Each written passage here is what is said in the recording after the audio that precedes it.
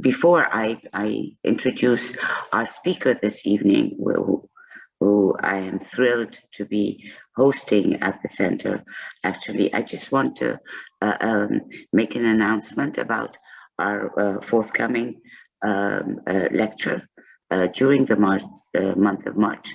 On Tuesday, March 23rd, we have a lecture by Dr. Hany that is entitled A Sociology of Translation, Shakespeare in Arabic. And this also promises to be a very engaging and interesting lecture, given that Dr. Hany has a long history of writing about Shakespeare's translations in Arabic. And this obviously has a more theoretical take on, Shakespeare's translations into Arabic. This evening, we have with us Professor Hany Rashwan, and I'm very, very happy that he could join us. Professor Rashwan is a scholar of Arabic and comparative literature. He is the recipient of the International Society for the History of Rhetoric Research Fellowship in 2014. Before joining the Global Lit project at the University of Birmingham to lead the Premodern Arabic strand, he was the Andrew Mellon Postdoctoral Fellow at the American University of Beirut. He earned his PhD in Cultural and Literary and Post-Colonial Studies from SOAS in 2016, and he defended his thesis on Arabic Jeunesse and examined through a comparative lens with ancient Egyptian literary traditions, which is a fascinating sort of take on an entire discipline, actually, that was triggered for me, at least, by a question I raised quite innocently when Professor Faiza Hekel joined us in November to lecture on ancient Egyptian language and culture, and the whole idea of decolonizing the discipline of Egyptology came up, and Dr. Hekel immediately mentioned the name of Dr. Hany Rashwan as someone who is, engaged in working on particular links that perhaps had gone by unexamined, and that he will bring to the table does bring to the table in his work, and obviously in this evening's lecture as well, many sort of interesting aspects in that respect. Dr. Hany Rashwan's book will be published with AUC University Press under the title Comparing the Incomparable in Post-Eurocentric Poetics, Arabic Jeunesse in Ancient Egyptian Literature. Dr. Rashwan is co-editing 2 volumes for the British Academy and Oxford University Press. The first book is Post-Eurocentric Poetics, New Approaches from Arabic, Persian, and Turkish Literary History, and the second edited volume has the title Mapping Comparative Literary Practices in the Pre-Modern Multilingual Islamic World.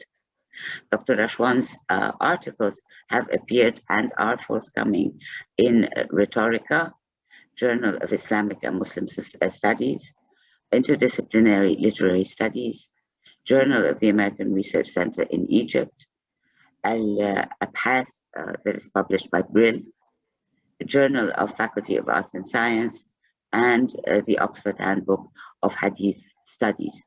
So, a wealth of publications, and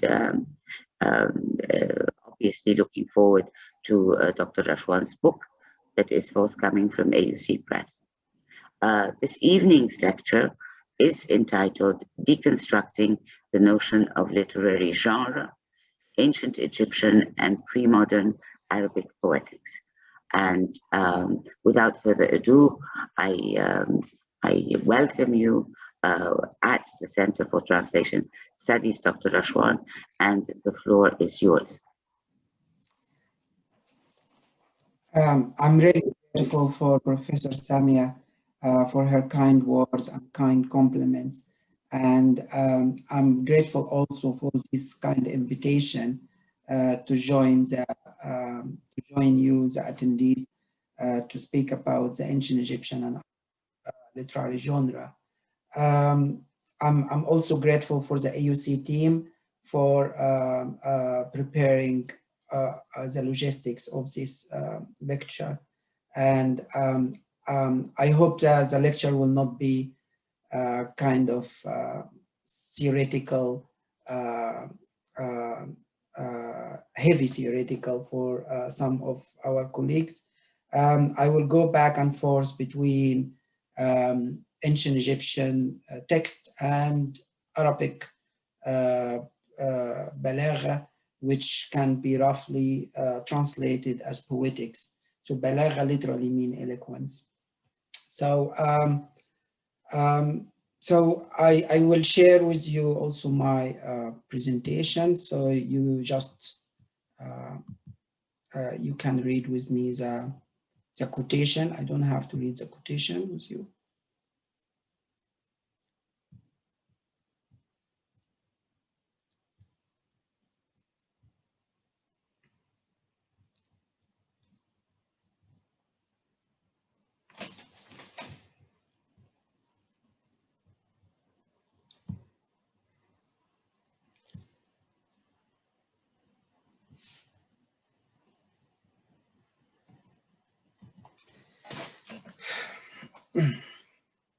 So the Euro-American pioneers had the academic freedom to establish and develop the investigation tools of the ancient Egyptian language based on their modern European terms and their definitions. Under these circumstances, the ancient Egyptian literature was linked with a commitment to European literary linguistic analytical tools, mainly for dialoguing with the European readers rather than hearing from the ancient Egyptian language itself, which could be achieved by using and comparing its linguistic and literary features with other kindred languages. Thus, Egyptian Egyptologists have been omitted from the century-long formation and evolution of ancient Egyptian literature studies. Many Western historians therefore acknowledge that for almost 2 centuries, the study of ancient Egypt in the Western world has been shaped by a Eurocentric and racist disposition. Modern Egyptians can be regarded as an influential group excluded by traditional Egyptology. Egyptology and modern Western imperialism grew up together hand in hand. European scholars created Egyptology as an academic discipline, and they kept watering its branches of knowledge until they thought that this ancient African culture was appearing to them as part of their own Eurocentric world heritage. Donald Reid, like many other historians, observes that Euro-American scholars of Egyptology adopted ancient Egyptians as their own distant ancestors, and they show themselves as triumphantly moderating the globe by their domination of its knowledge production. So here I put quotation from Donald Reid, and it seems evident that this Eurocentric struggle is not restricted on the discipline of Egyptology, but also surrounds the other African archaeological studies, as Passé and argues. So here I don't have to read the quotation. That's why several scholars called for freeing African studies from the adverse effects of the European hegemony, as we find Peter Schmidt asking for liberating the historical knowledge in Africa from the paradigmatic constraints of European historiography and the colonial library. He argues that there are many positive results from this liberation for European scholarship itself, as it will work to develop new avenues of inquiry, new sources of historical evidence, and new theoretical perspectives.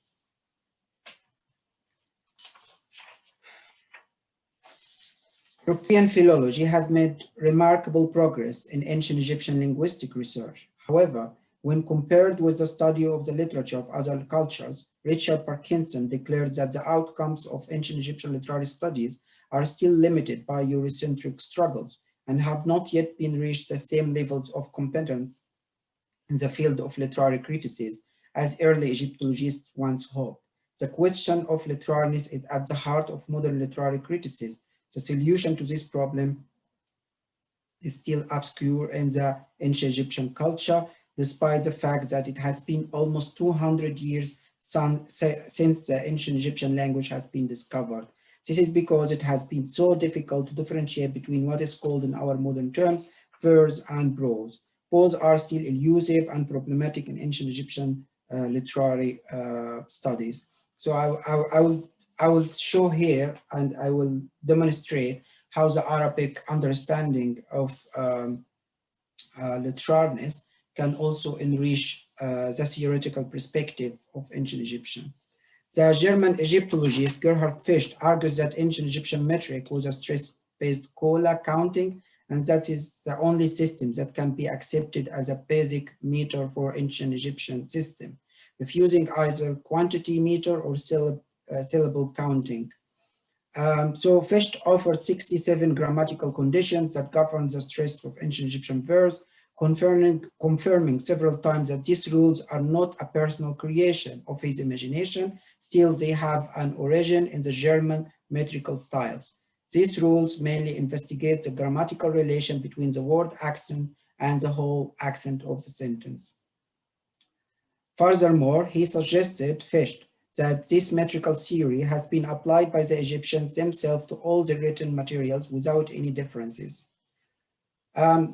Wolfgang Schenkel persuasively raised many questions about the relation between the grammatical units and their assumed vocalic accents. He noted how misleading it is to use the term metric to name the suggested theories for ancient Egyptian texts, which coincides with the modern concept of poetry in most cultures.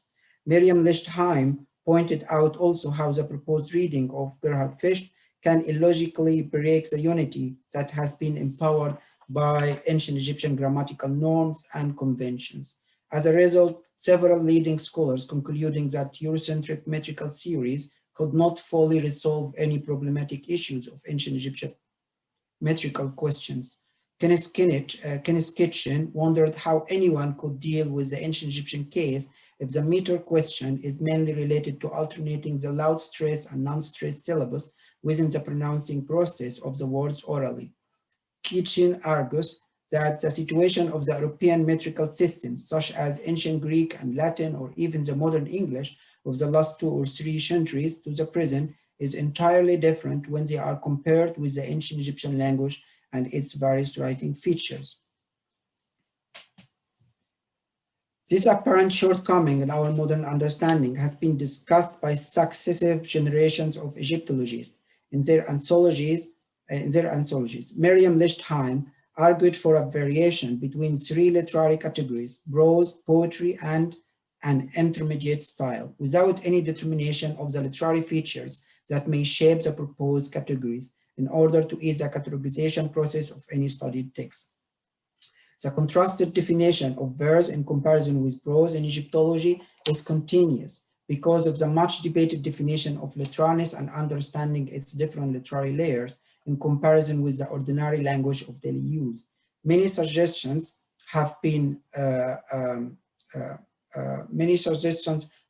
offered to define what we can call a literary text in the ancient Egyptian culture. Orle Goldwasser elaborated a grammatical criteria that was firstly introduced by Yaroslav Cherny and Sarah Israel Grohl in their study about late Egyptian grammar. This study adopted a Saussurian methodology that centralized the study of language around a synchronic analysis of so-called spoken languages. Goldwasser classified what she called high and low literary registers of the used language based on the grammatical elements of the spoken language. In text, she argues that they were attempted to be written as if spoken. She thinks that such spoken grammatical elements paved the way for ancient Egyptian receivers to understand the text better, as illustrated in the quotation. Goldwasser thus undervalues the literary role of the long-established stylistic devices by suggesting that they weren't comprehensible enough to deliver the intended message. She argues that these spoken elements are part of extra heightened expressiveness that might be found in non-literary language as well. Therefore, Goldwasser considers the adventure story of Winnemoon as the best example that confirms her assumed combination of literary and non-literary language. The adventure story of Winnemoon, following Goldwasser methodology, Jacqueline J. re-examined the literalness of this story, and she concluded, and she tried to define, the ancient Egyptian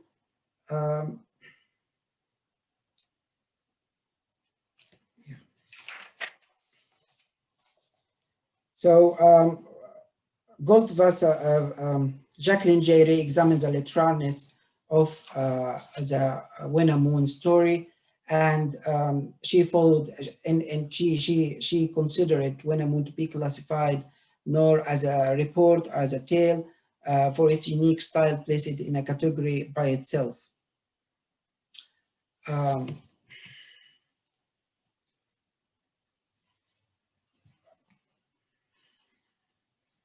Defining ancient Egyptian ordinary spoken speech is problematic through the written documents that have survived. Both Goldwasser and Jay have mainly ignored the following fundamental questions. How accurate is the relation between the suggested grammatical spoken elements and the non-literary language inside an ancient Egyptian language, that has survived in a written form? Can we speak about distinguishing between a pure spoken and written literary device inside a written manuscript that belongs to an ancient dead language? From a comparative typological perspective, the historian and Assyriologist Ignace Gelb studied the writing systems of many languages. He concluded that writing can never be considered as an exact counterpart of the spoken language. Such an ideal state of point-by-point equivalence in which one speech is expressed by one sign and one sign expressed only by one speech unit has never been attained in writing. Stéphane Pauly describes such grammatical treatments of ancient Egyptian literary texts and as an illusion. Inspired by the series of modern Euro-American literary criticism, William Simpson divided the whole corpus of ancient Egyptian literature into two main categories: belles lettres, which are pure apolitical, religious compositions, and propaganda.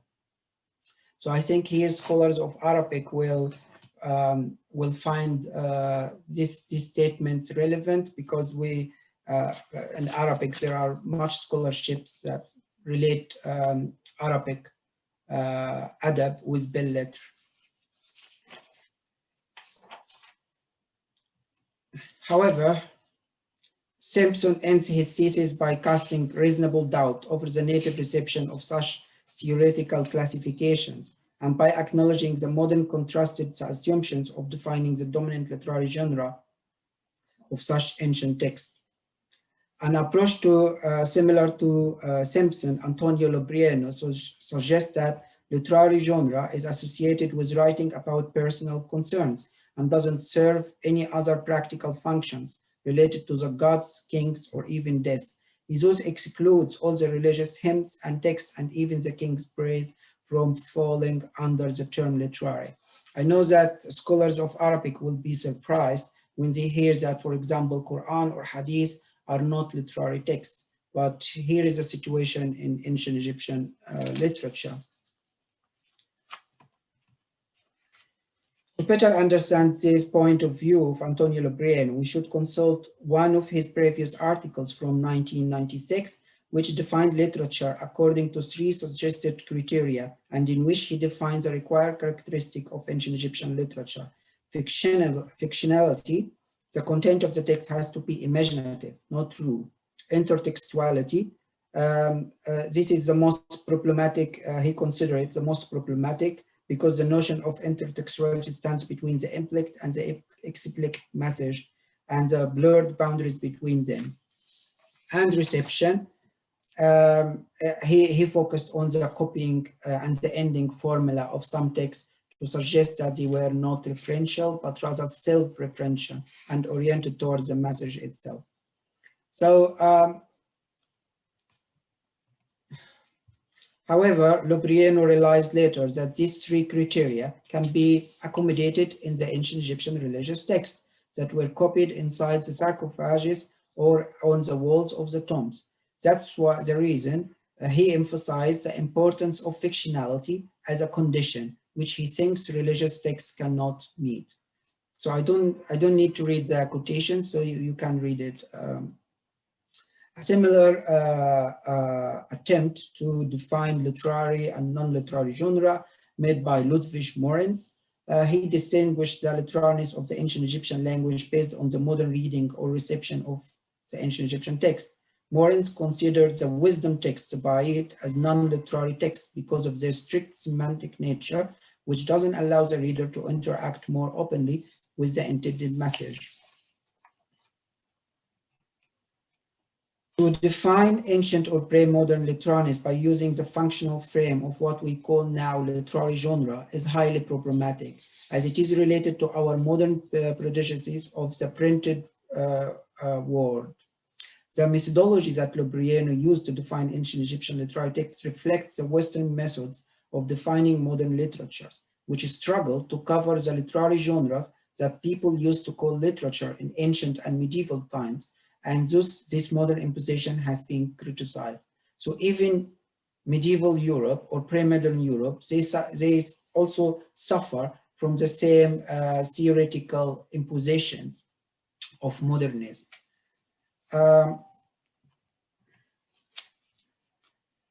Using a similar approach to Eagleton, as I showed in the quotation before, Richard Parkinson convincingly refused such classifications that are based on the reception of modern literary genre, which in turn defined ancient Egyptian literature according to the contextual function of the text and ignoring the stylistic similarities between those texts of different genres.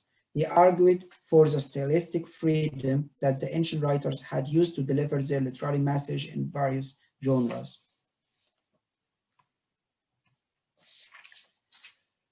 Alida Asman accurately touched on the core problem of what she calls modern theoretical colonization in dealing with the literariness of ancient Egyptian texts, which she argues have tended to ignore the function of the vocal form, lafz, and only focus on the translated content, ma'na, to define the literary nature of the text. She argues that most of these studies have failed to take into account the different poetic forms of the ancient Egyptian literary devices, which is crucial when investigating the nature of the text.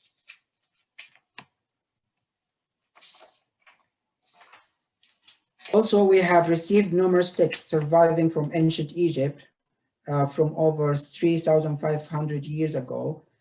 We have not yet received any ancient manuscript with literary analytical thoughts that explain how the Egyptians defined what we call now literature, nor how they understood the concept of literariness. The fancy titles that exist in our modern methodologies, such as the shipwrecked sailor, the eloquent peasant, the debate between a man and his soul, the exile of Senhat, etc., are all generated by modern Euro-American Egyptologists and are not inherited from ancient Egyptian writers. The ancient Egyptian stories begin their narrative without a title. Our limited knowledge of the nature of the audience reception of these ancient texts make it difficult to know the social class of the readers or how widely the texts were accessible and whether these texts were read privately or performed to the public. Modern literary studies are always eager to explore the psychological details that surround the author's life to better understand the social and political circumstances that influence the writing process. Unfortunately, this approach doesn't apply to several texts from the pre-printing era, especially in ancient societies, as the text and its content were the main focus to the reader, not the author's identity. The biblical scholar Armin Baum argues that the anonymity of the Old Testament books should not be understood in comparison with the Greek-Roman texts that were published under the names of their authors, like Isocrates, Philo, Plutarch. The ancient Jewish narrator made sure to stay in the background and to remain hidden. Therefore, Baum asks the modern reader not to be trapped in the spirit of modernism, which overlooks the writing philosophy of ancient Near Eastern texts. So this is exactly the same for the Quran or Hadith. when scholars, they never question the author of the text, but focus on the content, and the writer become in the shadow of the text itself. Our modern perspectives can easily misrepresent the writing customs of ancient texts that existed before the printing era in comparison with what we call now the last printed text. Stephen Quirk gives a modern reader a notice regarding the misunderstandings that occurs as a result of using the automatic application of both the terms text and author when discussing the literature of ancient and medieval societies. These modern terms don't take into account the ancient and philological traditions of transmitting the literary writings, which may assume that the original authors can produce more than one original version of his literary work, besides underestimating the significant role of the copiers in different times and space. In most of the cases, it is not possible to identify the ancient Egyptian owner of the literary manuscripts that are preserved in our museums, nor even sometimes their original provenance.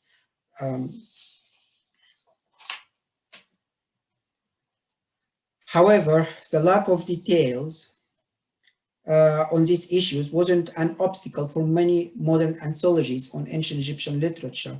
Egyptologists have grouped the literary texts together according to their general Semitic affinities: love poems together, king's praise together, religious hymns together, narrative stories, etc.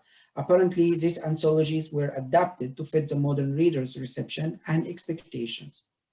And we see the same also for Mesopotamian literature. It seems that this fact may apply to many other literatures that belong to the ancient Middle East, as the Assyriologist Peter Miklovsky argued about ancient Mesopotamian literature.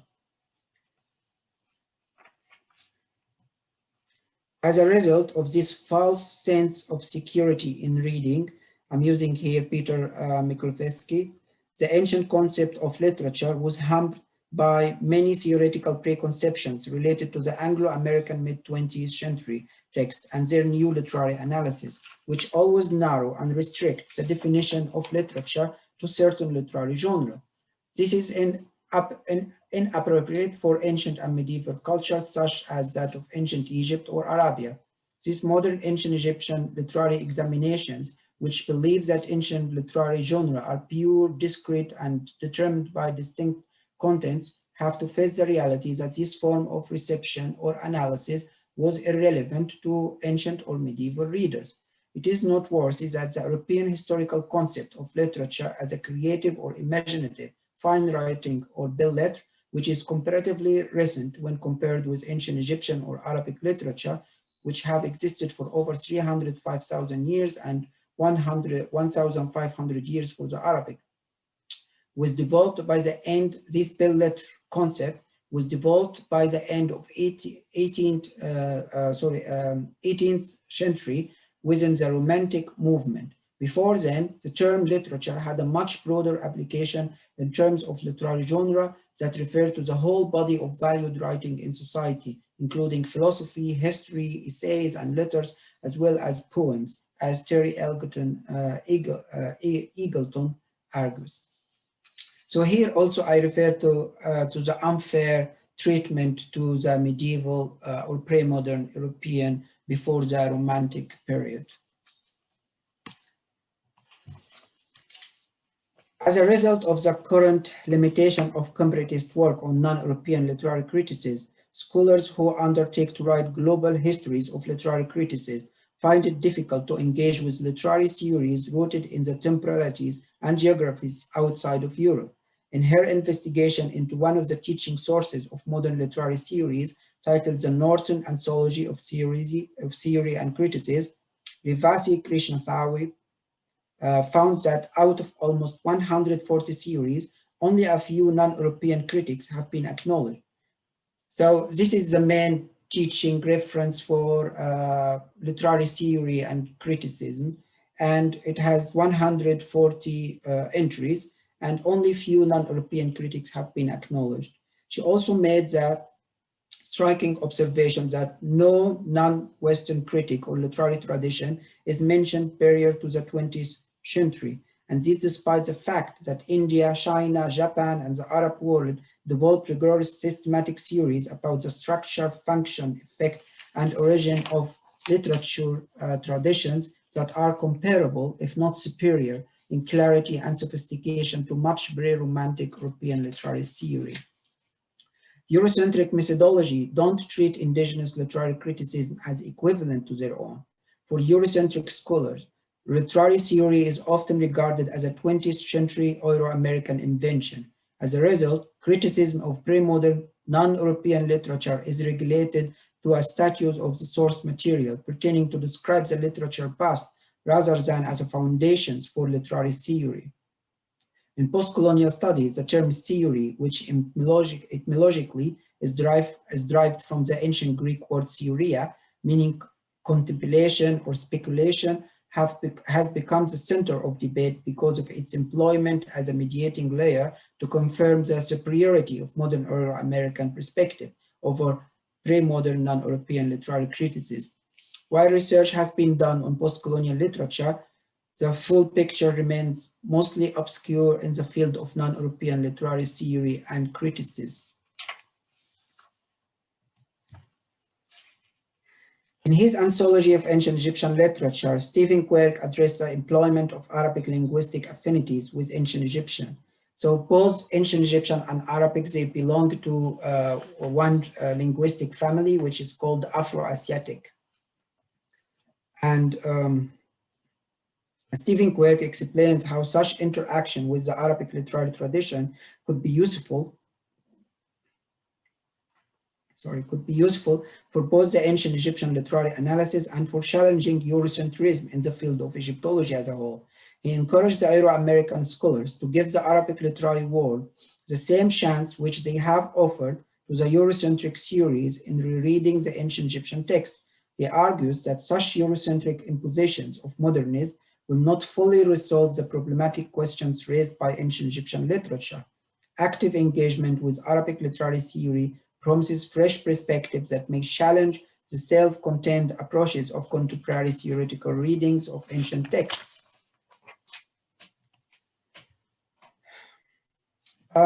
What is the Arabic concept of literaryness? In the Islamic world, the discourse of literary analysis has mostly been shaped by the concept of balāgha. Since the Abbasid Caliphate, balāgha has been placed among the native sciences of the Arabic Islamic curriculum, along with grammar, lexicography, literature, Quranic studies, and the Islamic legal system. Fascinated by the Quran and the tradition of its literary and philosophical interpretations, as well as by more general textual traditions of Islamic teachings, including law and linguistics, balāgha functioned as a form of pre-modern literary theory across the Islamic world. Balāgha was developed throughout the Islamic world from the desire to appreciate the literary characteristics of the written Quranic text outside of the Arabian Peninsula.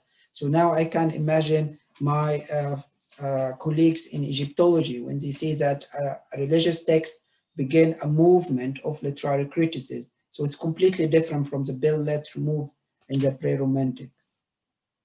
The Arabic notion of adab during the pre-printing era is a useful model for understanding the concept of a text being literary or not, as it has more bearing upon the literariness of the text than its author or genre or function. So as I said before, so the death of author is not metaphor in the ancient Egyptian or the pre-modern Middle East. It is actually literal, the death of the author. The intellectual context of the term adab always refers to a diverse corpus of pre-modern writings that represent various bodies of knowledge, such as music, astronomy, geometry, medicine, poetry, philosophy, history, wisdom, sayings, oratory, and divine text. The renewed philologist al-Mubarrad demonstrates the richness of his literary selection in the introduction of his anthology of Arabic adab titled Al-Kamil fi al-Lugha wal-Adab. Al-Mubarrad employed his vast knowledge of Arabic grammar to explain what his contemporary readers called strange speech, kalam gharib, and we will notice gharib in the ancient Egyptian text soon.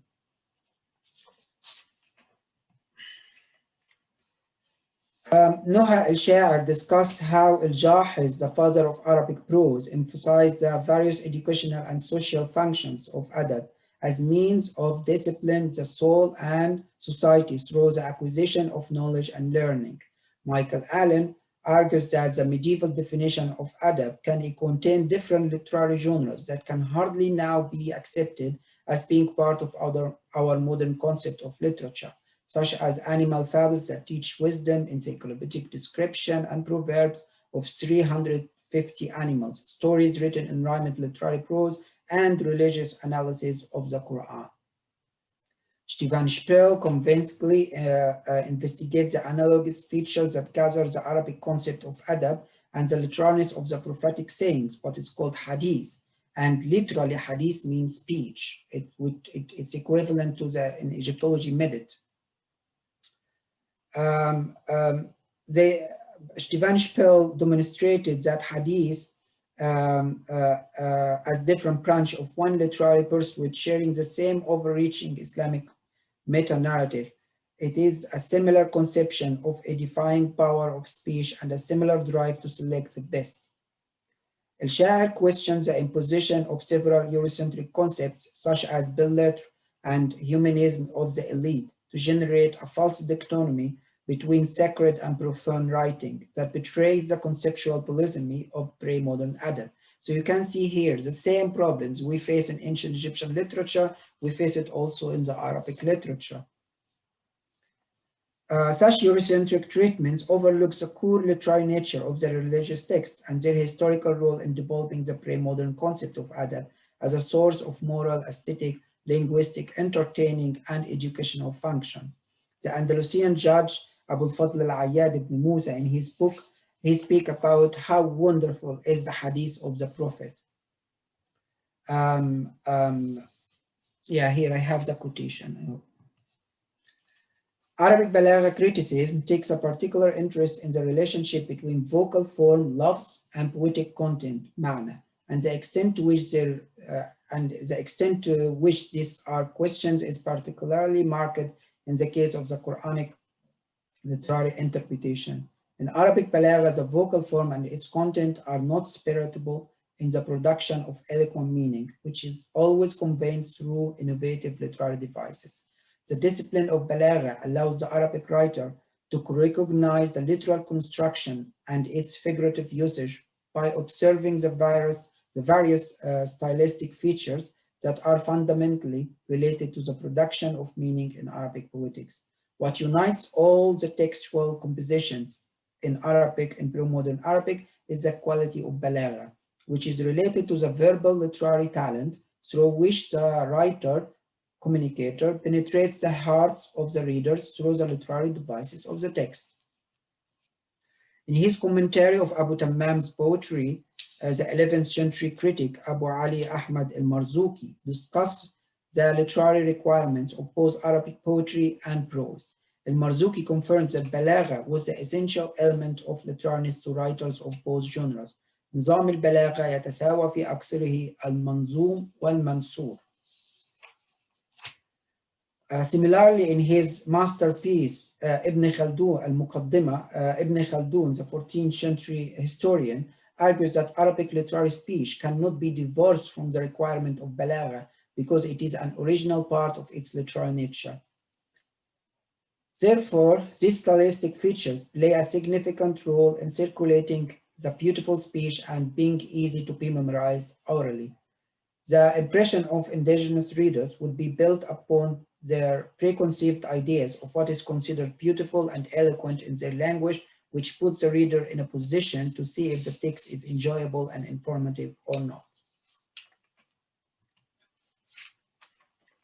In one of the earliest analytical discussions of balāgha, Ibn al-Mu'taz defines the literariness of eloquent speech based on discovering the various types of each literary device under the term badi'a, innovated. So sadly, balāgha is an overlooked discipline in Euro-American studies. So for example, if you speak about tashbih, you will find 75 types of tashbih, and you find many books written about tashbih. And it's all still untouched topics. Just they scratched the surface. They didn't go deeper in it. So Ibn al-Mu'taz research methodology became a principle in later treatments of balāgha. Ibn al-Mu'taz lists 18 literary devices such as ista'ara, metaphor, tajnis, wordplay, mutabaka, tashbih, iltifat, and extra. He asserts that these badi' features were known to the Arab writers since the pre-Islamic period, and negates the hypothesis of his times that the famous poets such as Bashar ibn al-Burd or Muslim ibn al-Walid or Abu Nawas al-Hakami are the ones who invented badi'. He defines this literary device by using a collection of examples extracted from hadith literature and various literary genres. So again, the author itself or the psychological or the analysis around the author is not in the analytical frame of balāgha. They can extract examples from different texts, different genres, just to make a point about certain literary device and its different types. Yeah. The Arabic balāgha definition of literaryness functions on two levels. The first is to differentiate between ordinary language and literary language, based on literary devices used in the text, which surprise and arouse the interest of native readers. The implicit assumption is that this elevated literary device play a role in providing aesthetic satisfaction to the reader, and that these stylistic devices succeed in producing the writer's desired objective, which is to deliver the intended message in the best way, asking the reader to reconsider how the common language compares with the literary language used. However, balāgha doesn't consider the specific relationship between the author and the produced text or the literary genre of the text. Still, it deciphers the author's talent by evaluating the literary devices used and how the writer succeeds in meeting the literary taste expectations of the native receiver.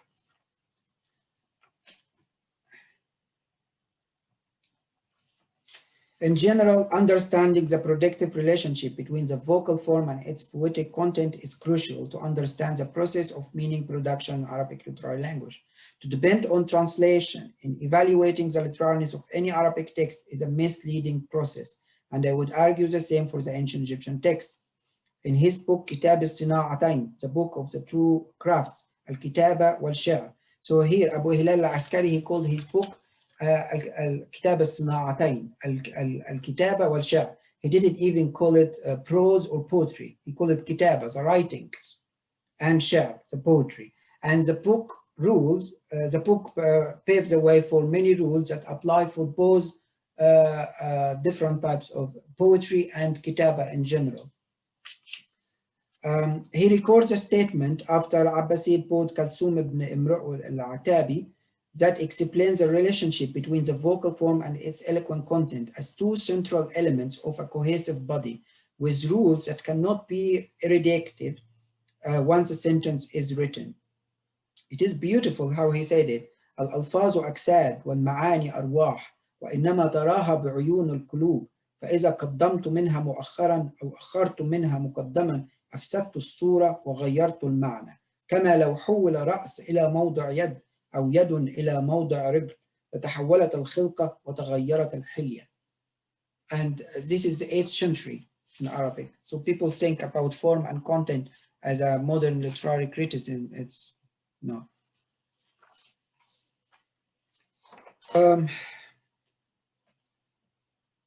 Ancient and medieval readers didn't care for the generic concepts that shape our modern theoretical thinking.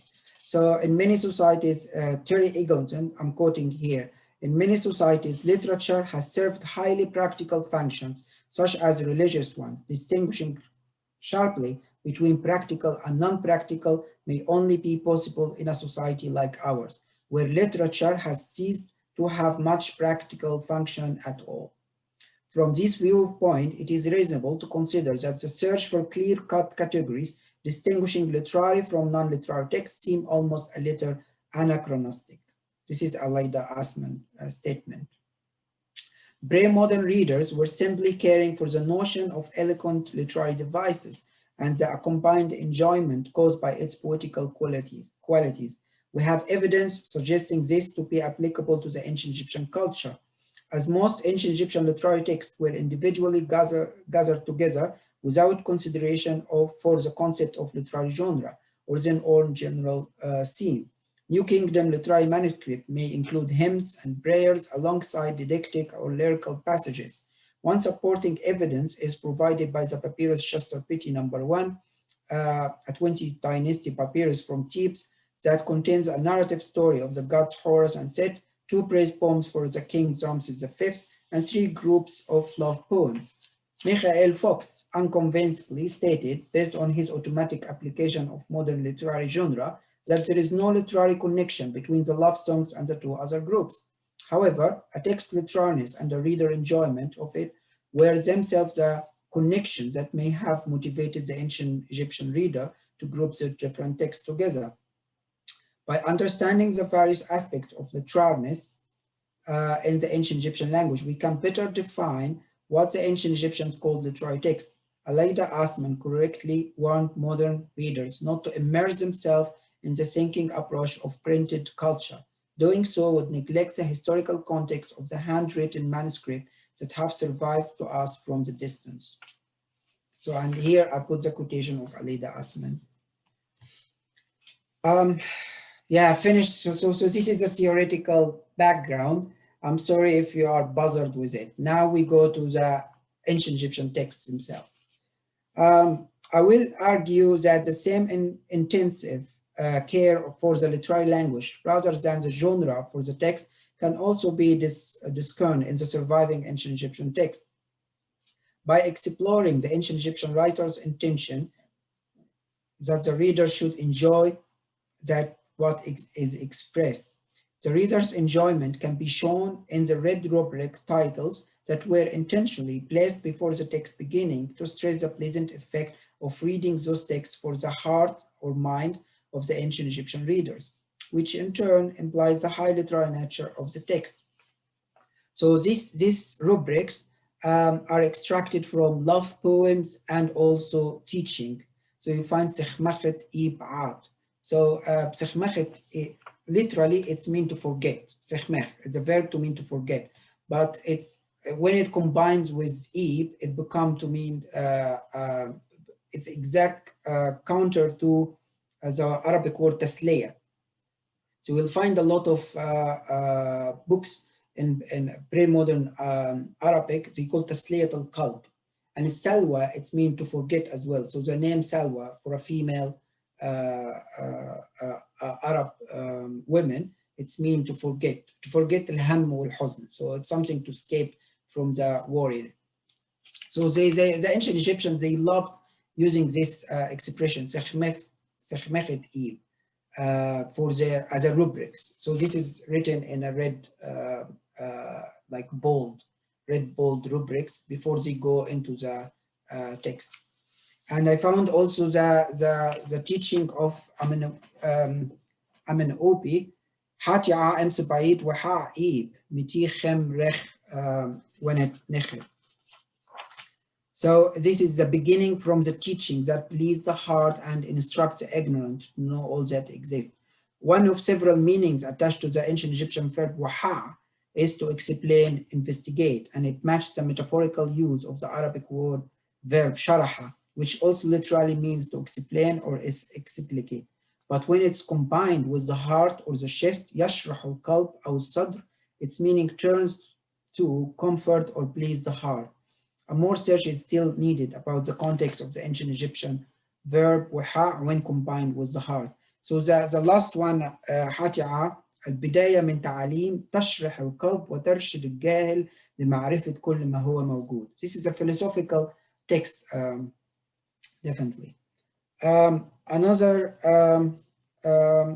example, so I want to use empirical evidence from the ancient, extracted from the ancient Egyptian text to speak about what considered beautiful in their literary language. Ancient Egyptian writers often stressed the use of the adjective nefer, meaning beautiful, to describe their speech, which is represented by the noun medit, This noun midit is originally derived from the verb midu, meaning to speak. It can be clearly noticed in one of the Ptah Hotep teaching that shows how eloquence is not only limited to educated individuals, but also can be found with those who had great experience learned from life itself, not schools.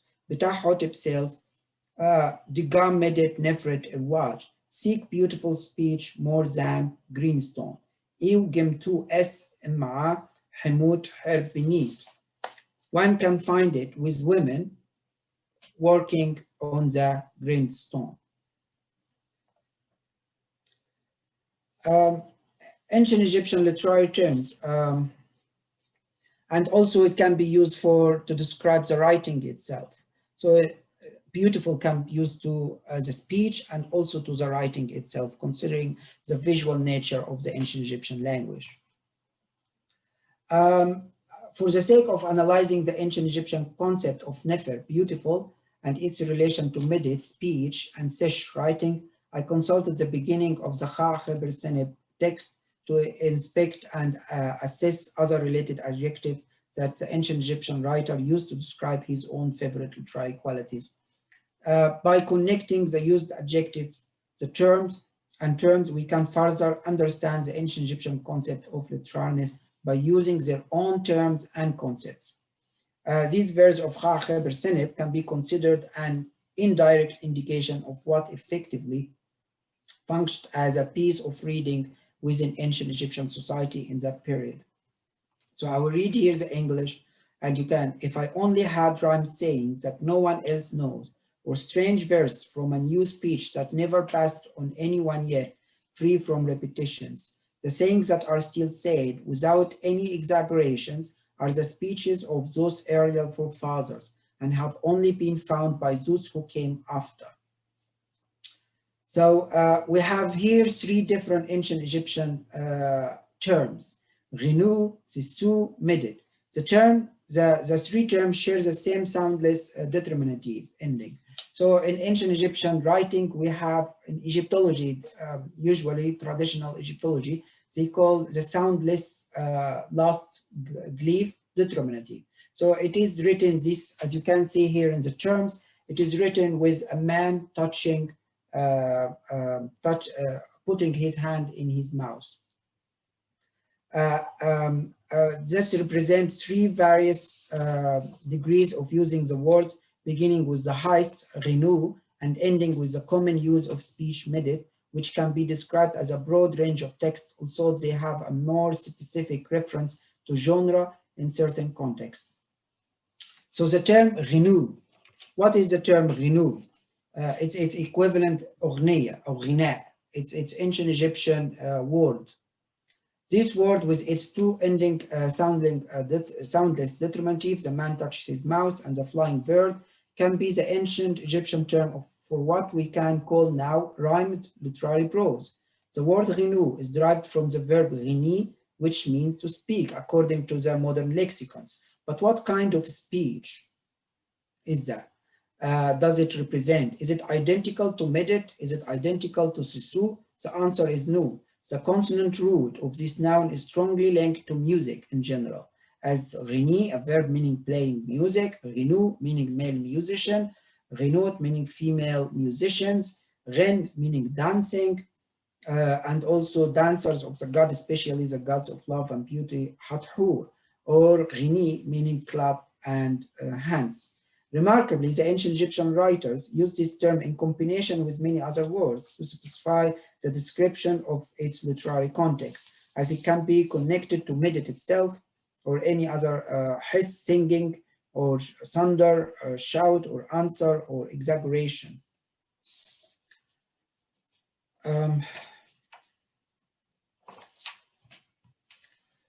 There was no clear distinction between poetry and literary prose in the early, that's why I'm speaking about Saja traditions when I speak about Ghinu in ancient Egyptian. There was no clear distinction between poetry and literary prose in the early Arabic traditions, and what has been later called Saja, a balanced rhymed style of archaic Arabic oratory device, was the fundamental element of the early poetic definition. Pre-Islamic writers didn't differentiate between what has been written in poetry or literary prose, nor did they elaborate on the distinctive visual and metrical differences between poetry and literary prose until later periods. The Arabist Mustafa Shura in Dar al-Ulum called this Arabic prototype literary language inshad, which means a state of singing with an often repeated internal tune. Wonderful that there is an ancient Egyptian verb, it's called cognitive verb, called shidi, which means it's equivalent to yashdu. It means reading loud or reciting. This statement could be supported by the Quran itself, as God often defended his prophet against the accusation that he used the literary language of the poets, shu'ara, or the soothsayers, the Kohan. Therefore, it is reasonable to assume that the Arabs before and during the Prophet's time could not clearly identify the Quranic literalness based on the literary nature of measured rhymed prose, as-saga' al-munazzam, and metered verse poetry, ash-sha'r al-manzoom. This early literary production was of an oral nature and primarily designed to attract the audience's attention, but by using many repetitive stylistic forms to ensure that it could be easily understood and memorized generation after generation. Furthermore, the ancient Egyptian verb ghini may also be the original cognate of the Arabic verb yughanni, which means singing and chanting. And it is actually the linguistic and semantic relationship between ancient Egyptian ghini and Arabic yughanni is discussed by several scholars of comparative Semitics. The second term is sisu. This word in modern lexicons means word, speech, utterance, phrase, maximum, or sentence. It poses the same question: what kind of speaking activity does the word sisu represent in the context of the example given? I argue that this word is more related to the wise and cohesive ways of thinking. Sisu is a type of speech that reflects a high degree of wisdom or eloquence that can help in solving various complicated situations in daily life. The continental root of this down is linked to words that represent deep thinking before taking the required action, such as the word sisu, meaning proverbs, and its verb sis, to be coherent, or sisu, meaning a commander of force, army, or just a normal leader. The general meaning can be evidenced by this sentence from the praise text of King Senwes the same. Sisu F surpassed we, his eloquent verses made the Asians flee. The implied meaning of sisu here is related to the wise planning and powerful arrangement which the king made to scare the enemies of ancient Egypt. Yeah, and here I have the rubric of Bitah Hotep teaching, the beginning from the Hati'a Sisu in Medit Nefret. So beautiful speech as well. In exploring this point further, I will investigate the description attached to each ancient Egyptian term in the Kha Kheber Seneb to better understand the wishes of this ancient Egyptian reader and eventually come closer to the conceptual understanding of the literary terms used therein. The word khimim, it's khum in Arabic khum, it's mean yaghal or gahil. The word khum in ancient Egypt is a passive of the verb khim, know not or be ignorant, or unconscious of. By applying the discovered meaning of khinu, I argue that this expression, khimim, khinu, khimim, means rhymed literary species that no one read or heard before. In terms of each Kha Kheber Sedin considers the reading activity which is implied in the closed papyrus scroll as the abstract symbol of both knowledge and ignorance. In other words, opening the papyrus scroll and reading is what makes a person knowledgeable and hence wise. The contrast between the two spheres, knowing and being ignorant, can be shown in this verse in which Bitah Hotep instructs his son to respect the minds of both the ignorant and will read. The writer employed the common determinative in the participle khim, which is empty hand, to visually contrast it with rech and its determinative, the papyrus. Confer with the ignorant like you do with the knowledgeable. This is one of the ancient Egyptian teaching, which many of us will find it really difficult and sometimes. The word khibibi is a plural, so here sisu khibibi, strange, eloquent verses, is the plural form of the adjective khibib, meaning strange, which can also be used with different soundless determinative to specify the strange things described. Like the word khibib with a man putting his arm behind his back to mean a stranger from the enemy side, captivated, or strange things. In the Khibr text, the ancient Egyptian writer used the man touching his mouth as the main ending soundless determinative. I know for the Arabists, this will sound really funny, yeah. In the Khibr text, the ancient Egyptian writer used the man touch his mouth as the main ending soundless determinative for the two words sisu khibibi, in order to specify the intended strangeness, namely the wise saying or species that involve using new literary employment of the words, creative wordplay that introduce new meanings for common words, or clever usage of the used literary devices to deliver the intended message. The early Arabic grammarians tried to define those strange elements, whether in the Quran, prophetic speeches, or poetry, or prose, or proverb, in many different linguistic fields, such as lexicography, syntactical functions, pronunciation, or stylistic. Several Arabic anthologies have been produced to explain the strange words, searching for the secrets that make such literary examples unique without equal in the eyes of the native reader.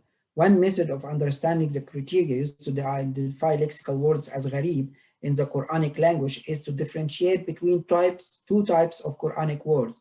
The first is known both to the layman, amma, as well as the elite, khassa, such as sama, sky, ard, earth, fawq, up, and taht.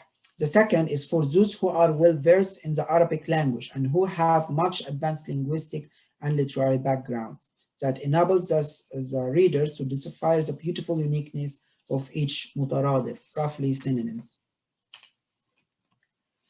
So the third one, however, the description attached to mid-it has more information about some general requirements that should be applied to the two previous terms. In mid-it, mat to matswa.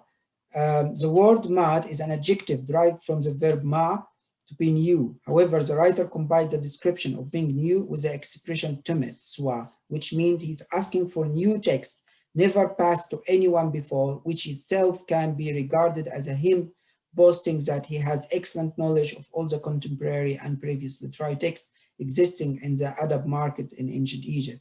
He added another description, shut muhammad, meaning free from repetition. And here when he wrote in hieratic, he wrote wihmid.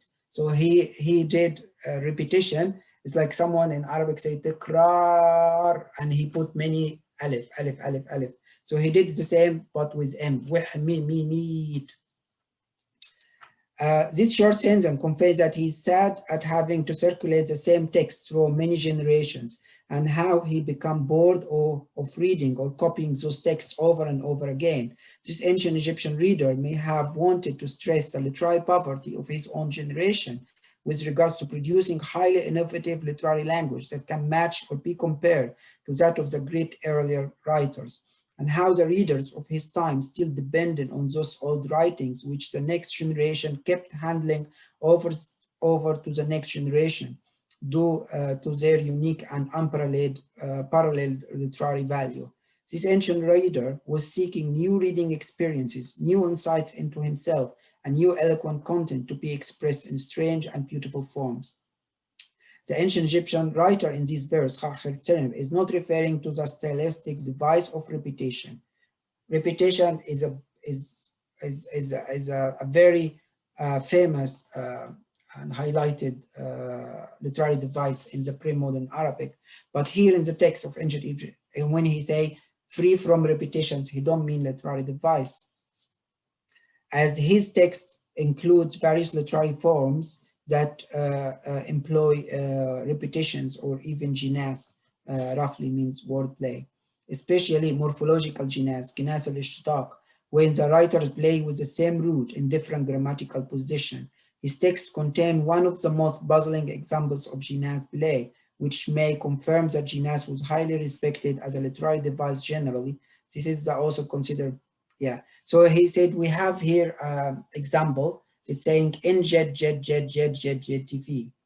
I know it will sound kind of, yeah, but it's favorable for the European Euro-American, for the Euro-American repetition is always advised to be avoided. But in Arabic, and I think in ancient Near East, it was very valued position. And we have many examples, same comparable in Hebrew, in the Old Testament, and also in the Quran.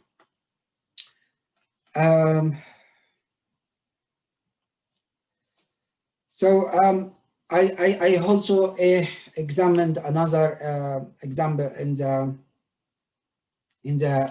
eloquent peasant story. So we have here also the term nichut. It's mean lemons, and eloquent peasant story.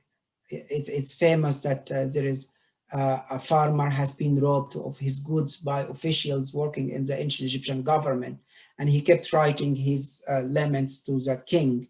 And we don't know if it's fictional or true, but it's for sure, I think it's fictional because I have many evidence from inside the text itself, mainly the names of the characters. They all have a meaning related to the narrative itself.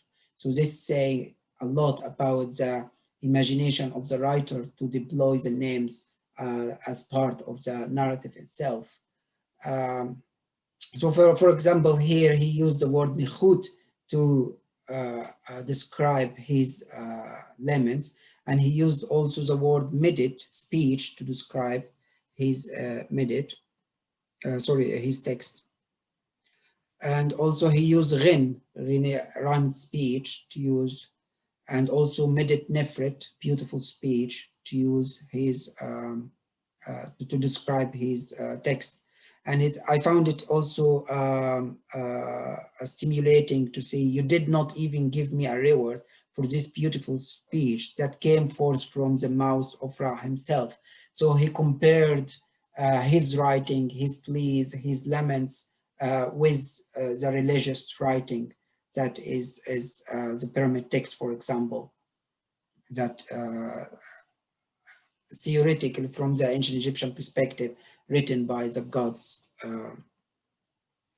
So to conclude, the Euro-American reader has to be careful in enforcing modern terms and concepts and overlooking the world of the culture one is studying. The automatic impositions of the Euro-American concept without acknowledging the non-European conceptual differences are specious practice. Using Eurocentric terms and concepts with implication of universalizing or naturalizing and ignoring the complicated Euro-American history of such concepts as they have emerged under specific conditions can prevent scholars from properly understanding non-European literary practice. An excellent example of that is a statement of one of professors of classics when he say that there is no one evidence of an interest in rhetoric in the ancient civilization of Babylon or Egypt. For instance, neither Africa nor Asia to this day produced a rhetoric. And you can compare, you can, if people will say, oh, this is an extreme case. But if you go, for example, in medievals about African philosophy, they will say, no, African didn't develop philosophical theories can be compared with the ancient Greek. For example, epics. They will say only the ancient Greek developed this type of text, epics, and the Arabs didn't have epics. So it's things you can find it mainly because they have these preconceptions and they go theoretical. It's a kind of a theoretical preconceptions, and they try to make the materials as an object instead of making a subject to speak of itself, it's using its terms and concepts. No, it become object. Yeah, so here the creative. Yeah, so here I'm highlighting as well in this conclusion the importance of discovering the literary devices in the text instead of just focusing on the content itself, the translated content. And I think this Arabic perspective can be compared with Roman Jacobson's thoughts of poetic language in contrast with the ordinary language. And to conclude, I think the ancient Egyptian literature can be defined as a composition written primarily function of being widely read. So it's not like a receipt or something or financial. So it has to be widely read. So this is the way I'm trying to be flexible to define the adab also and ancient Egyptian literature. And this will include many types of knowledge production like philosophy, music, astronomy. The ancient Egyptian and Arabic writers were obliged by their readers to effectively employ many shared literary devices in the literary discourse to affect judgment and hence influence their attitudes towards their writings. These devices influence the reader's appreciation of the text's beauties regarding the socio-political religious functions of its content. This concept harmonized well with Alexander Beckroff's definition of literature, where he tried to avoid both the narrow limitation of imaginative literature and the general description of the sum of all text an educated person should know. Beckroff opts for the definition that is based on the indigenous reception of the text from within the studied culture. He defines literature as all self-conscious aesthetic use of language. Therefore, ancient Egyptian religious texts such as pyramid texts, Book of the Dead, coffin texts, divine hymns are equivalent to the profane literary texts such as narrative stories, poems, king's praise and wisdom, teaching, autobiographies, and can be treated in a similar way by extracting their literary and by searching for the eloquent literary devices that have been creatively employed to address the indigenous readers. Yeah.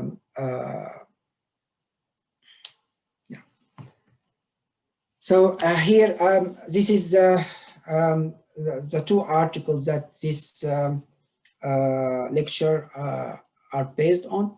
And the first one will be published on 15 March after 1 week, and the second one on 13 March.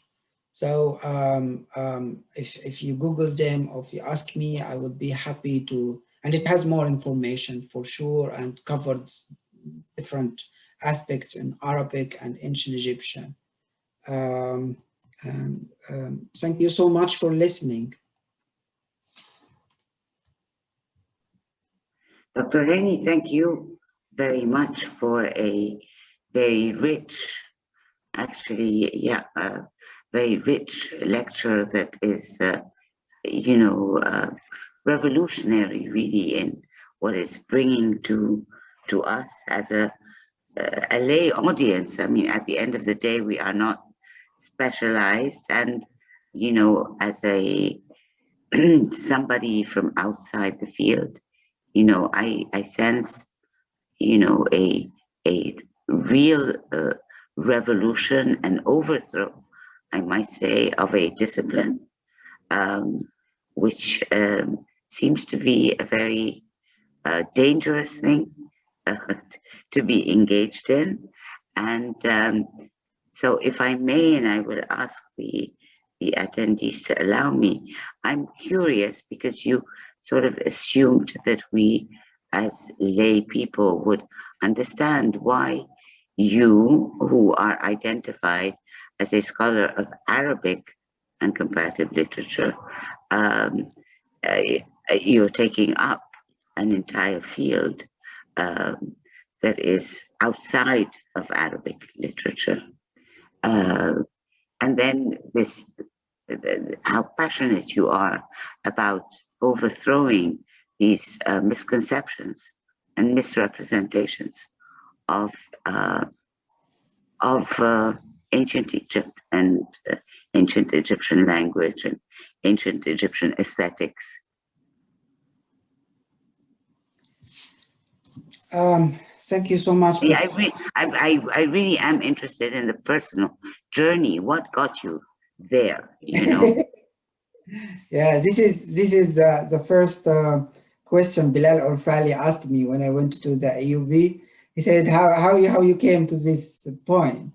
Okay, so I had a long journey with that. So by training, I have studied ancient Near Eastern culture in Hulwan University, and I was more interested in studying the ancient Egyptian literature from the beginning, but I couldn't find any guidance about how to study text as a literature, because most of the Egyptology practice is philological, it's a heavy philological practice.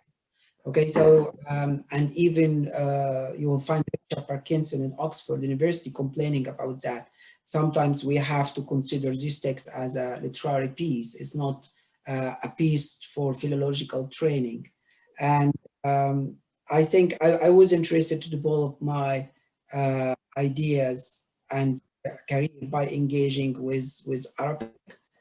I found it difficult in Egypt to do that, so I was really lucky to go to England and to work with Stephen Quirk.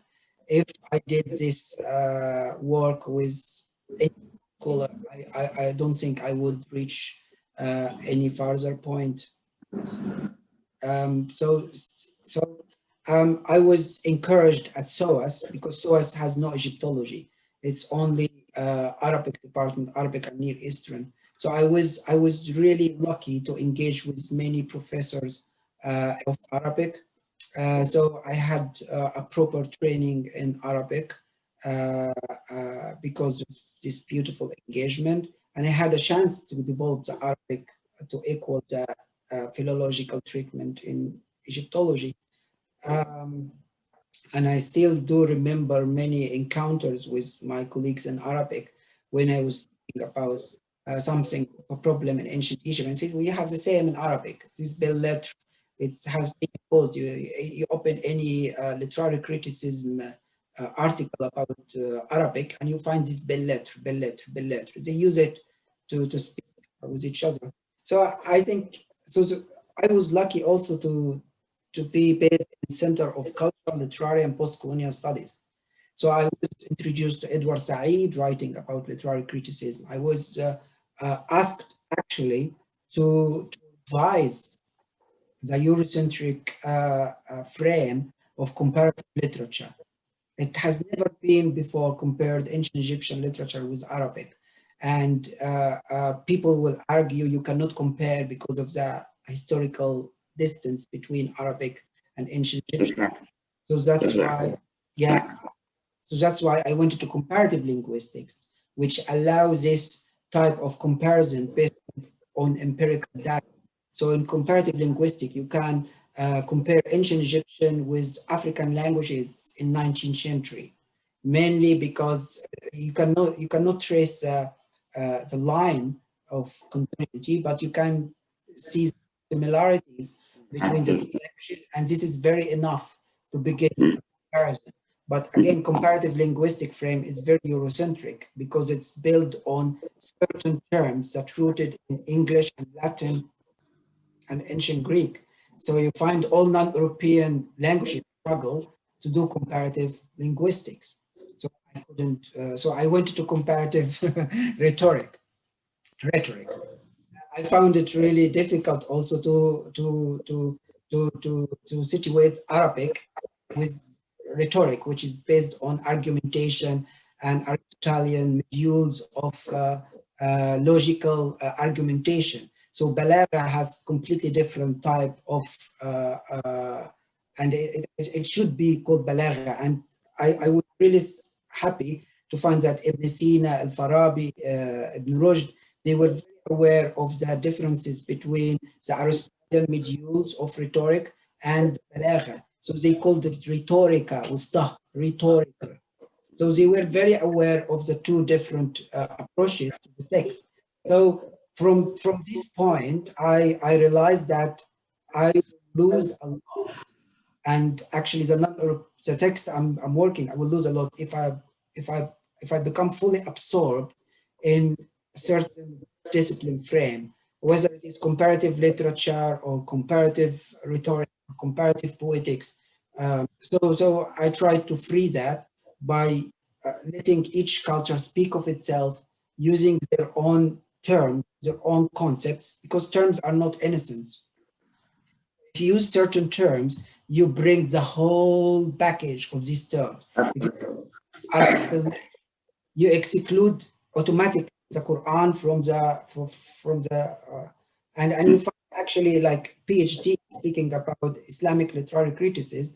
They say they didn't even develop a literary criticism equal to the modern European or modern Euro-American. And so it's so that's why I have been involved in revising this Eurocentric frame to let each culture speak of itself without any imposition, preconceived impositions. This is It's a very audacious journey, I must say. Yeah. Well, we have some questions here, so I don't want to sort of monopolize you and the conversation. Let me see here in the Q&A. Okay, you can see it too, I think, right, in the Q&A. Dr. Hany? No, I cannot see. You can't see it, okay. So we have a comment at least here. Thanks for the unique approach in which you are engaging balāgha. Does this mean there is a link between classical Arabic and ancient Egyptian language? If so, which affected which? I mean, you know. Yeah, this is a political question, which is excellent. Okay, in the last 30 years, okay, Egypt was going through a tunnel, which is like reviving certain Islamic nationalism. So you'll find actually certain authors supported by Muammar Gaddafi regime speaking about the Arabic origin of ancient Egyptian, or the Arabic, or they call even the Coptic language the Arabic Coptic script. Or they actually, it's a way. They speak about, they have a misunderstanding about comparative linguistic, about the mother language. So they think the mother language is Arabic, and it's kind of chauvinistic, okay? In comparative linguistic, they don't acknowledge such nationalism. You have to work with evidence, empirical evidence. The most is ancient Arabic text belongs late. It's kind of, I don't remember precisely, but it's 500 BC or AD. So this is the early versions of Arabic. While you speak in ancient Egyptian and Mesopotamia as well, you speak about 3500 BC. Okay, and the thing is also Arabic is a sacred language, so it is automatically considered as a language of heaven, as a language of paradise, as a language of the Quran, sure. But if this is also a nationalistic point of view, you cannot make logical arguments with that. So there is a certain relation which is explored under the frame of comparative linguistic. It begins from the ancient, and after that it goes down. Okay, so if we speak about the relation between ancient Egyptian and Arabic, we speak about the relation between ancient Egyptian and Semitic languages. So Arabic is part of one big group of languages called Semitic languages. The ancient Egyptian language has very long continuity, 3,500 years of continuity. It never happened until now that a language continue like that. Only Arabic, it has 1,400, 1,500. So this is one of the also, and I think Chinese as well, they have this ancient record. So this is one of the longest have ever been on Earth. And this allows the language to interact with different types of groups. And between them, the Hebrew, the Phoenicians, and the Akkadian and the Semitic people. So I will not be surprised if you find a huge amount of ancient Egyptian words in Hebrew, a huge amount of ancient Egyptian words in Arabic, a huge amount of ancient in Phoenician, and so.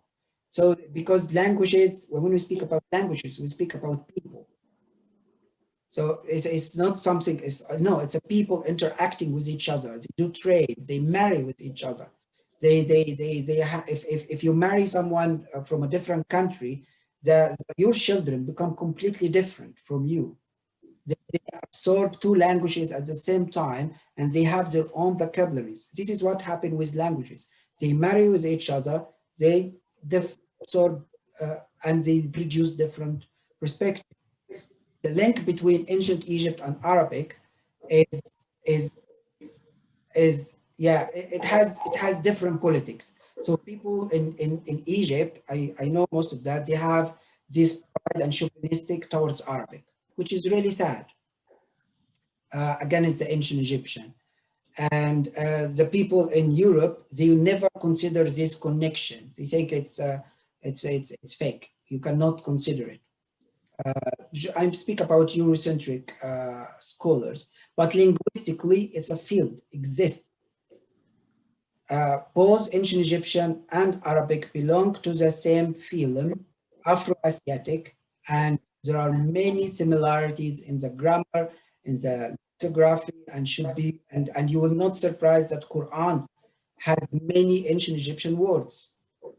Came to that, we don't know, but empirical fact, there are many words, and there are many words from Hebrew in the Quran, from the Syriac and from the Quran, and sadly, we have a conservative waves that people think Quran should be pure Arabic. No, the early Islamic interpretations, they acknowledge that. They acknowledge the Persian words. They acknowledge the Hebrew words. All the prophets' names in the Quran are Hebrew. Ibrahim, Ismail, Mikhail. It's a Hebrew origin. And so this is why. So when I found a book, a whole series of books from scholars from Libya speaking about the Arabic, the ancient Egyptian as a strand of Arabic language, that's why the Europeans, they don't take us as and sadly you find these people cited in Egypt and actually valued, and they give them stands to do that. And it's a very political issue, but linguistically, there are many links between ancient Egyptian and Arabic, and even colloquial Egyptian, and still need to be discovered in a good frame. So you don't have a strong input in philology without a strong input in Arabic. So you have to have a balance between the two disciplines to create a respected, not to do like European. As you see, it's like you can just extract some theories and impose it on the Arabic text or the ancient Egyptian text, and after that you end, there is no rhetoric in the whole Africa or Asia or ancient Egyptian or Papalian. He's actually a big scholar of classic, of Greco-Roman. So I don't want my colleagues in Egypt to fall down in the same trap of Eurocentrism under Arabocentrism. So you have to be led by empirical evidence. Okay, I'm going to save my two questions for later because we have other questions from the attendees. and I guess you can see them too. Hany, thank you so much for an excellent lecture, and I agree that it's revolutionary. I wanted to ask you about the concept of a shared notion of literature between ancient Egyptian and some Akkadian texts, for example, what they call the theodical texts, such as A Man and His Ba and the Babylonian Theodicy. Do you think this shared tradition is reflective of a cultural milieu, which would naturally include Arabic as a descendant? Yeah, I totally agree with Iman. When most of the books about ancient Near Eastern literature done under the frame of Old Testament. So if they want to investigate the Old Testament biblical context by investigating the ancient Egyptian, Akkadian, Phoenician, but it never been done that two literature from like ancient Egypt and Akkadian compared with each other. Some other scholars, they will refuse this comparison for historical reason. Okay, but they allow that. This is the irony. They allow that. You find Maryam Lichtenheim. She said, no, you cannot compare Egyptian with Omar Khayyam, for example, because it's completely different. But she has an article that trace ancient Egyptian influence in modern European literature, in English and French and German. So they can't do that with their European. They can't take their European series and impose it, and without any reluctant about historical relations or things like that. But when you raise a question about Arabic on ancient Egyptian or Akkadian in ancient Egyptian, they say, no, different cannot do that. Comparative literature will allow you to do that. I know article done by a really good scholar, Bernard Mathieu, in France, and he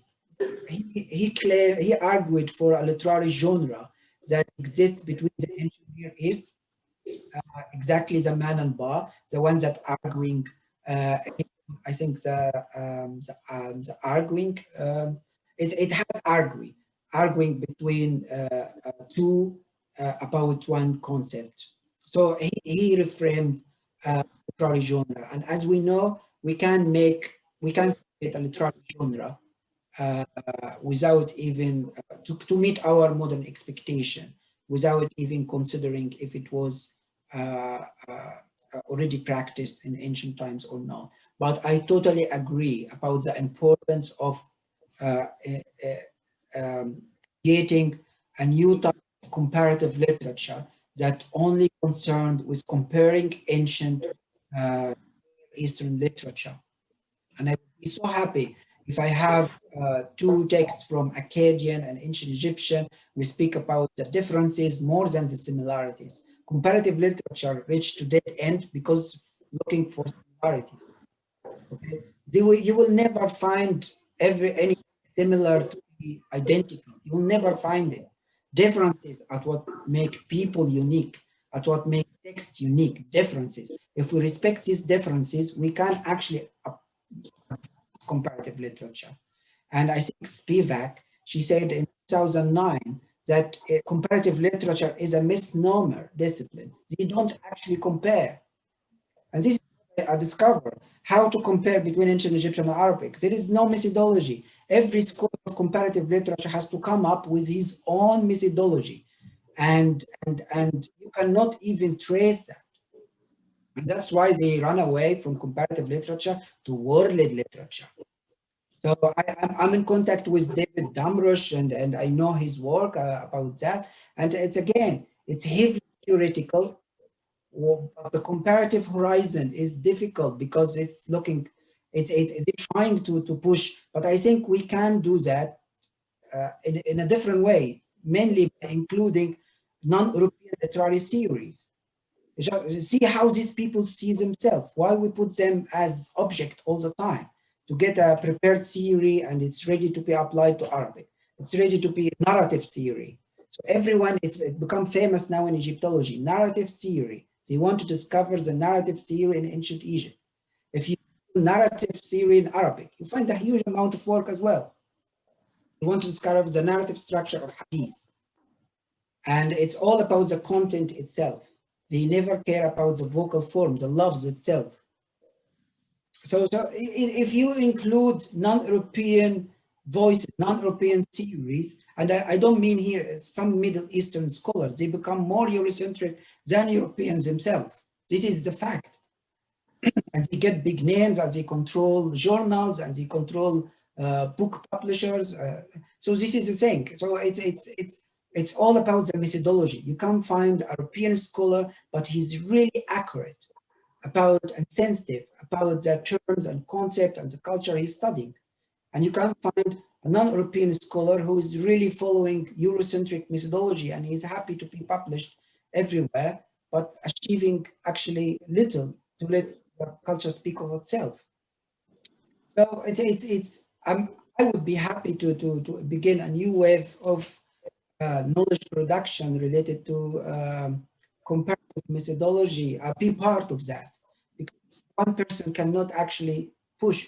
That's why I'm working with colleagues from Yale University and Columbia to establish a journal for Middle Eastern and Middle Eastern literature. So we don't have these Eurocentric theoretical blocks. So Egypt, for example, or Morocco or Algeria or other, or Turkey, connecting their ancient literature with modern literature. You will never find that. So in Egypt, you have ancient Egypt, Greco-Roman, and after that Coptic, and after that Arabic. So they produce a huge amount of literature. No one even compared one literature to the others because of these historical Eurocentric blocks. So and now scholars, German scholars, they say this theoretical divisions doesn't work. So we have to free the Islamic history from these theoretical divisions. I mean, for example, the study of Arabic literature. We speak about the Nahda and the Premodern and Abbasid and Mamluk period as a fatra of inhibat. So they say no. It's all Eurocentric brainwash.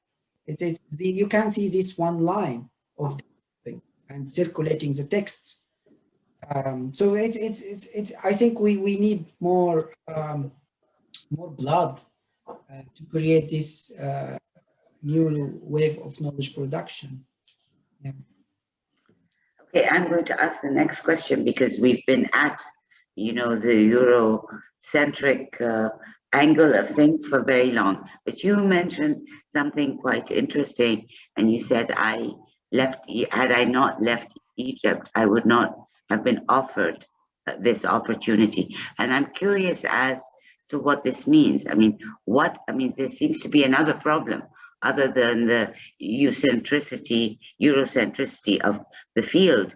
You are being blocked in your native culture, where you are trying to sort of revise, re-envision, deconstruct something that we should be interested in. And you seem to be indicating that you are being blocked. If you can address that for those of us who don't know much about this. Yeah. So in Egypt, like for now, we speak about 100, like almost 200 years now from Champollion, the Sophia, the ancient Egyptian. We don't have any ancient Egyptian Arabic dictionary compared to German or English or French dictionaries.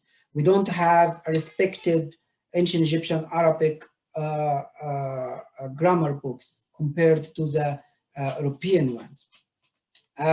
So some scholars, I saw them, they speak about that the modern Egyptians, they don't think of ancient Egypt they don't respect them as they should because al-Jahiliyyah. So they speak about the influence of conservative way of thinking in Islam that consider anything pre-Islam as part of Jahiliyyah. And I from what I'm witnessing now, every time you speak about ancient Egypt, you have to mention Moses and you have to mention the pharaohs. So this is on the public level, but actually it's not a public level. I met a professor, he's the head of Department of Arabic in Mansoura University, and he was so proud to have a book about Moses. And he discovered that Moses was speaking to the pharaoh in Arabic.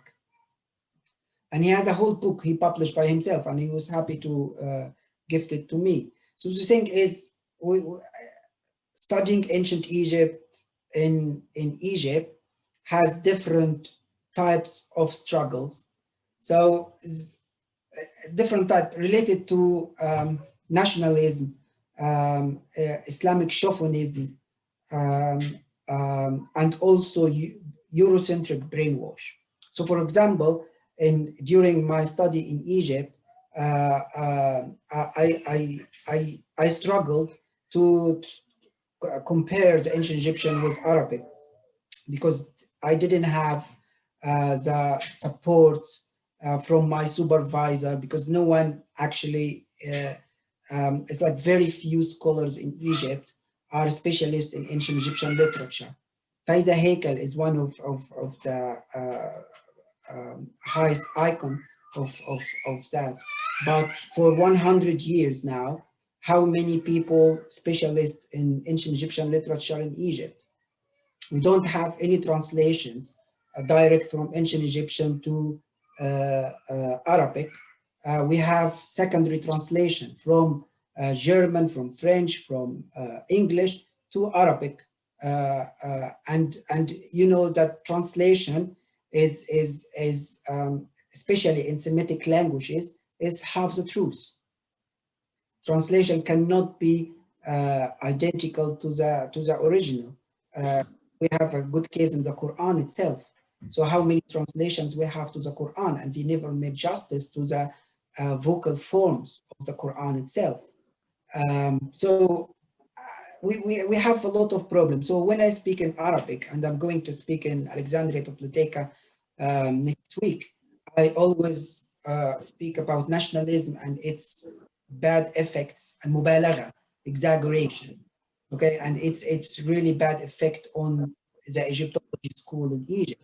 When I speak in English, I have to speak about Eurocentrism, because the European schools here, they have this long established strategy and methodology, and they become really, it's like reluctant and even scared. Why this one is proposing something related to Arabic?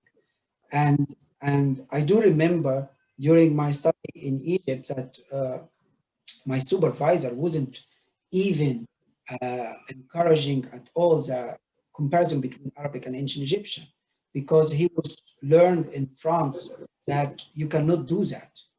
So he thinks that because the British colonized Egypt and we speak some English word, that doesn't mean that English and Egyptian colloquial are related.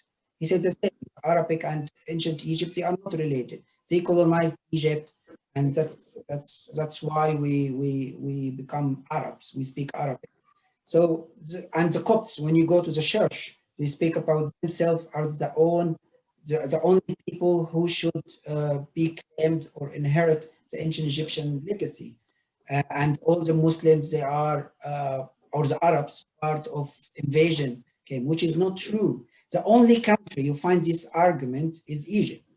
In Europe, they have this ancient Greek, and it went to Latin, and went to Renaissance, and it went to modern European. So European, 20 countries, they claim that their ancestors are Greek, and no one challenge that. But if in Egypt, you will find these big challenges. They think, oh no, Egypt, the Greek Romans, they changed the whole structure of Egypt. And after that, the Muslims, they changed the whole structure of Egypt. The colonizers did that.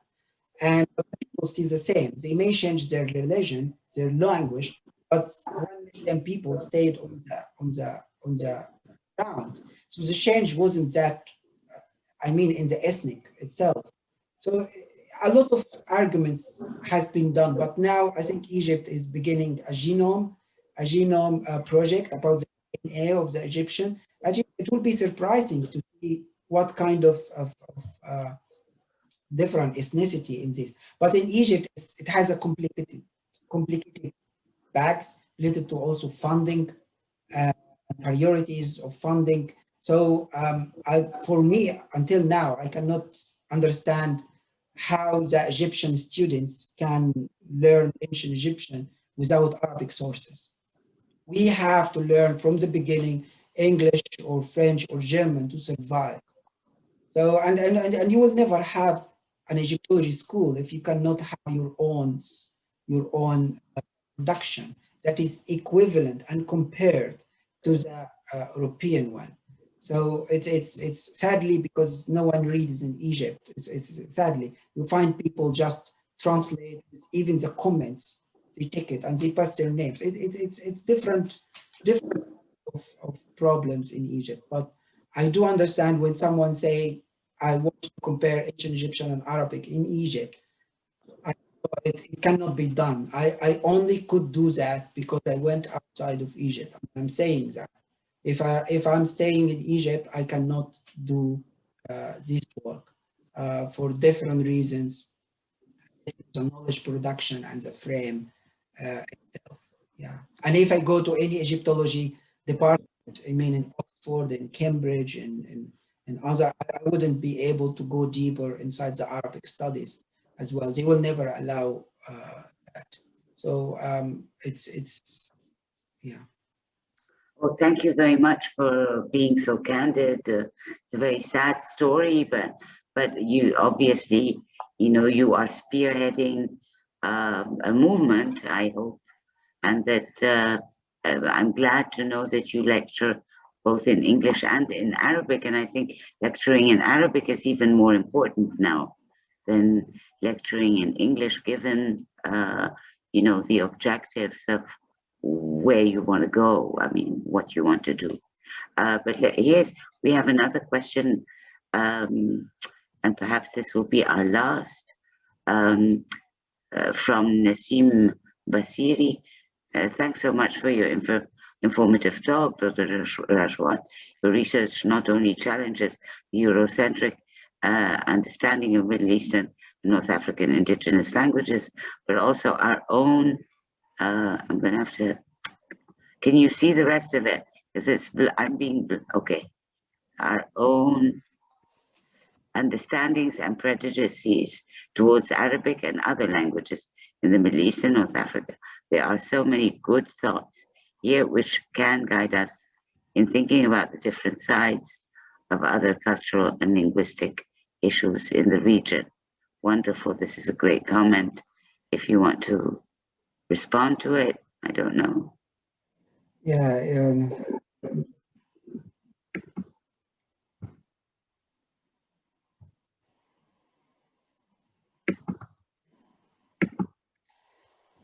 Yeah, I do agree with you, Nasim. We need a new spirit to challenge Eurocentrism in different disciplines: comparative literature, comparative linguistic, poetics, comparative rhetoric. The early generations, they did their own job and they allowed us to be considered. And now it is our turn to turn these disciplines into productivity to our benefit. And I see here Yves Champollion. He's actually one of the relatives of Champollion. Yeah. So I'm really happy with him. So I think yes. So Ukash Abdali recently he did his PhD about this topic, and he did a wonderful job about many Arabic treatments of ancient Egyptian language, and they call it al-Tayr. And I wouldn't say that they knew the language before Champollion to the degree, because some exaggeration now I see on the Facebook that the Arabs knew the language. They appreciated, they didn't destroy, they were curious to understand it and show appreciation, which is very important to deconstruct the bad image of Muslim societies dealing with their distant cultures. But they didn't reach this type of knowledge that they can differentiate between hieratic and demotic and Coptic. But Akash al began a completely new discipline, and I saw many German students, they want to recover the ruins of ancient temples based on the description of Arabic travelers, which is amazing. But also I have to be careful with over-exaggerating, saying that Champollion didn't do a good job without revisiting the Arabic works and things like that, because it was without Rosetta Stone. It was the moment, and all the coincidences helped him to this moment to reach this discovery. So the Rosetta Stone is one of the key factor about that. And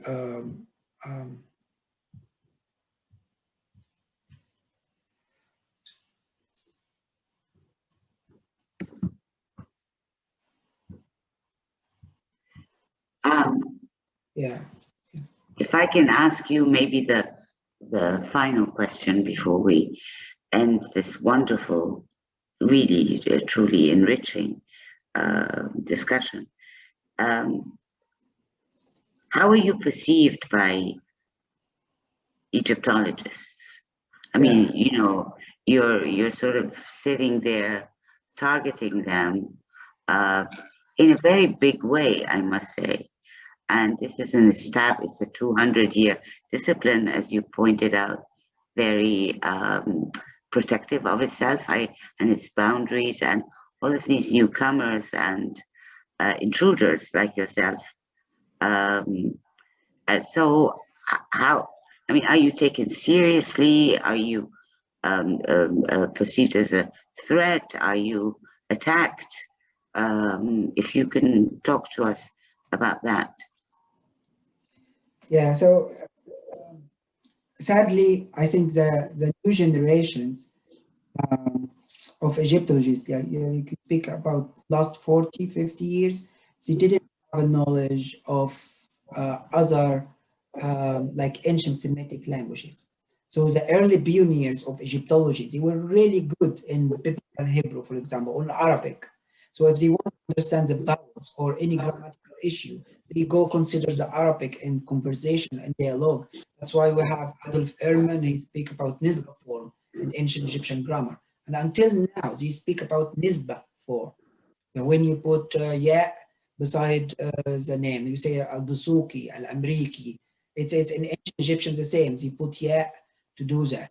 So Adolf Ehrman couldn't find any grammatical term in his Latin training that do this feature. So he called it Nisba form.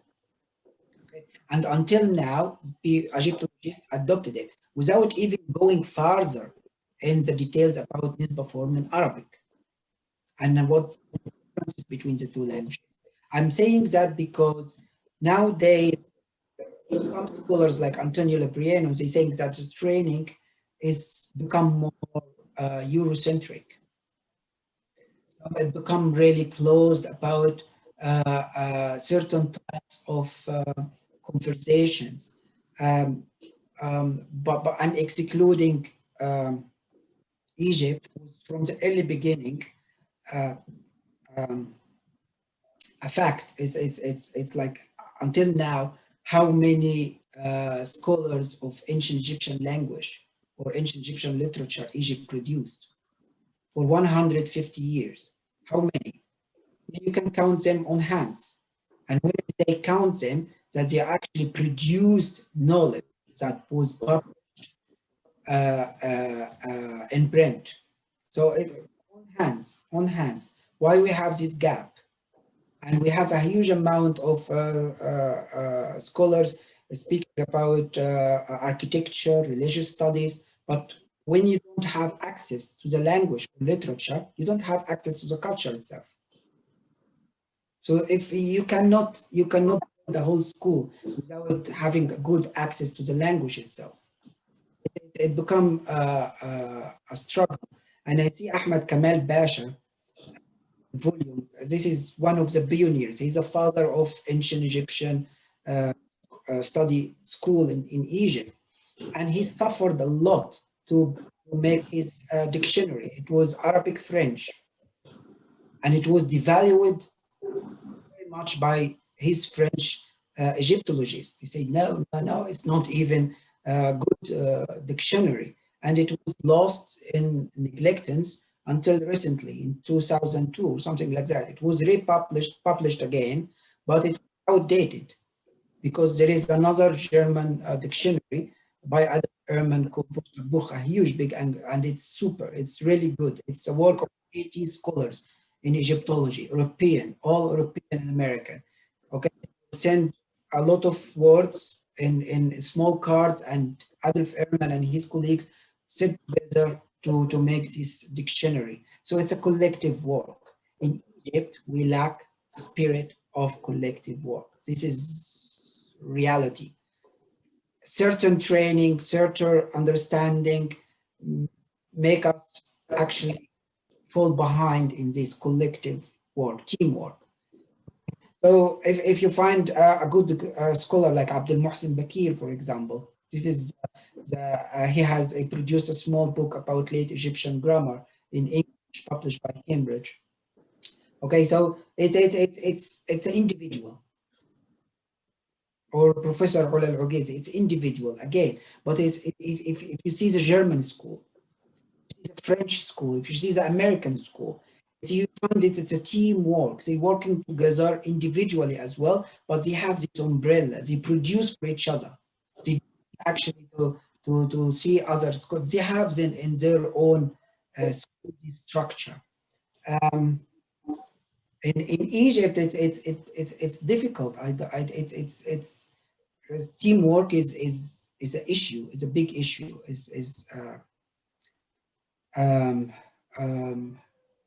And how European Egyptologists receive me. Okay, so I have two different types. The first one, they are really open-minded and they are so happy with the new fresh blood. And honestly, they are few. Okay, the other one, they see me as a threat.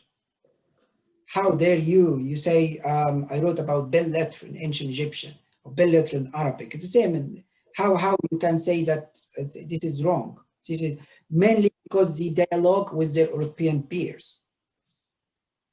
And I think Donald Reid said, once the modern Egyptian developed this theoretical understanding of these frames, they can actually access their knowledge. Before that, you cannot. To understand if someone want to make a PhD about ancient Egyptian literature, all the theories came from the 19th century Europe. They cannot even understand it. They cannot even make their own impact because they cannot understand that. It's something foreign for them. So it's like, for example, in the Egyptian grammar, we have something called old prefective in the grammar.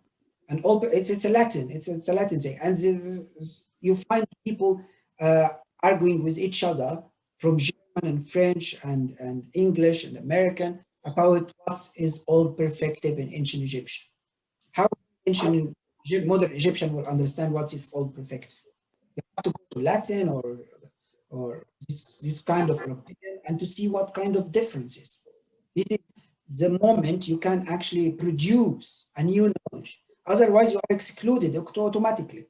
If you don't know what's old perfective, you have just to repeat. It is old perfective. What's old perfective? Now they say it's stative. It's hal in Arabic. Okay, so it's a way of producing knowledge. Okay, and if you are not active in this production, you are excluded. It's finished. So some of the European colleagues, they see it as a threat and some others, they are so happy, they are open-minded, and it brings fresh blood to the to the discipline. And I'm happy to be acquainted with this open-minded as well. So, but it's not easy for them until you see forward steps done on the ground. Yeah. Dr. Hany Rashwan, this was a magnificent evening, Thank you. and I'm sure that you have noted yourself from all the comments that you received that people were very, very happy to listen to your lecture, are very encouraging and supportive of your stance, and so am I, of course. And thank you for being with us and for accepting this invitation. You're obviously very passionate about what you're doing, and that is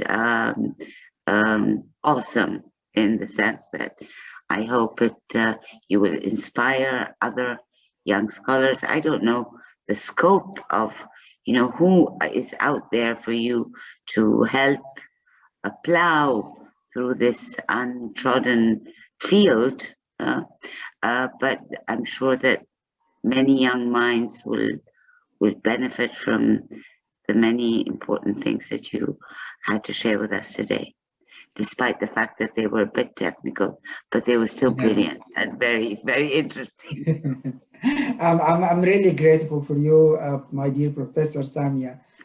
It was really honor to dialogue with your critical mind, and I'm really grateful for your kindness. And thank you. To the Professor Faisal, she paved the way for my lecture as well by her brilliant lecture. So, and I'm glad she did. I mean, that was a fantastic intervention on her part. Thank you, Dr. Hika, because she is with us. She's with us. Right. Okay. So thank you all. Thank you for the attendees, for the panelists who have helped me struggle through technology, and to you, of course, Dr. Hany. And I hope that we will meet again for more brilliant lectures. And before I go, the lecture will be available on our website within 2 weeks. It takes us a little bit of time to reformat and get it going on the AUC YouTube channel, but it will be there within 2 weeks. Okay. Thank you so much. It was I'm really grateful. Thank you. Yeah, thank you, everyone. Yes. Right. Good night, everybody. Take care.